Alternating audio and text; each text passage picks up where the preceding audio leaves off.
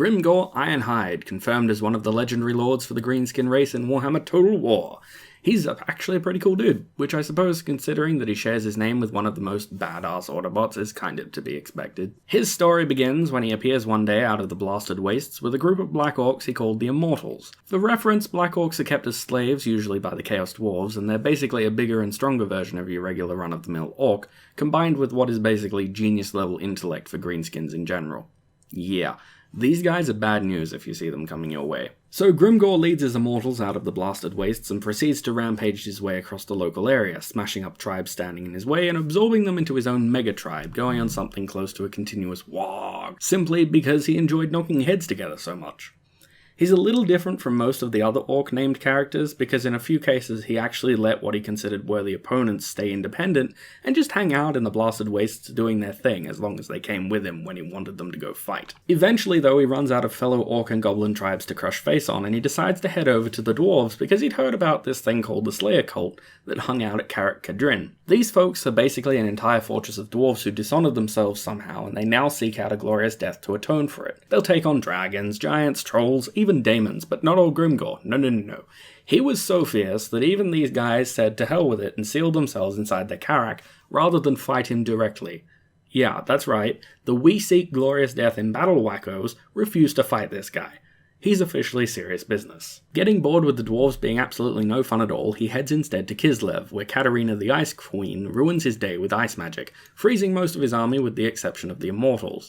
Retreating back to the blasted wastes, he instead heads the other way and clashes with the Chaos Dwarves of Zhar-Naggrond, the hordes of Skaven who live under his home in Red Eye Mountain, which is itself the fallen dwarf Hold Karak Ungor, and even with the Ogres of Grievous Goldtooth, mainly because he likes a good scuffle, this guy. This is the Orc that all the little greenskins want to be like, chopping heads left and right and fighting where he feels like. That's pretty much where his story ends at this point, providing a nice narrative hook for him to go off and do things like slapping the Empire upside the head for laughs or going on a Skaven hunt. You know, orky stuff. Something I wanted to include though that's sort of kinda canon, depending on who you ask, Grimgor also took part in the narrative of the Storm of Chaos. Grimgor's moment comes when the forces of Chaos are at the gates of civilization.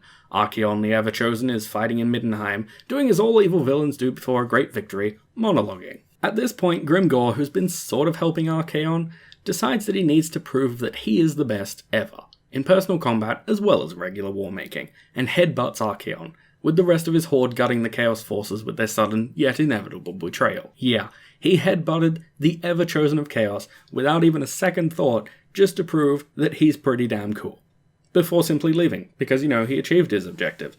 Sadly, Games Workshop retconned a lot of this silliness, but then again, they also ruined Warhammer Fantasy as a whole, so I get to pick and choose what bits are canon now, dammit. So let's have a look at his equipment, seeing as we already looked at his narrative. On the field, Grimgor carries two pretty impressive items.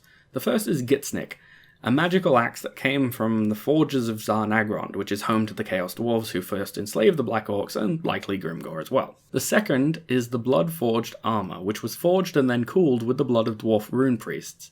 Yeah, Grimgor's armor was drenched in blood before he went off on his conquests and drenched it in more. As well as these pretty kick-ass items, when he goes into battle, he has accompanying him the Immortulz, his Black Orc bodyguards that emerged with him from the pits of Zhar-Naggrond, ready to get on with killing things. These ones are even more ferocious and deadly on the battlefield than regular Black Orcs, and if they're implemented as his own special bodyguard unit for a general, they are gonna be amazingly kick-ass. So there you go, that's Grimgor Ironhide in a nutshell. I hope you'll join me for more lore videos when we look at other legendary lords and other factions in the Warhammer universe.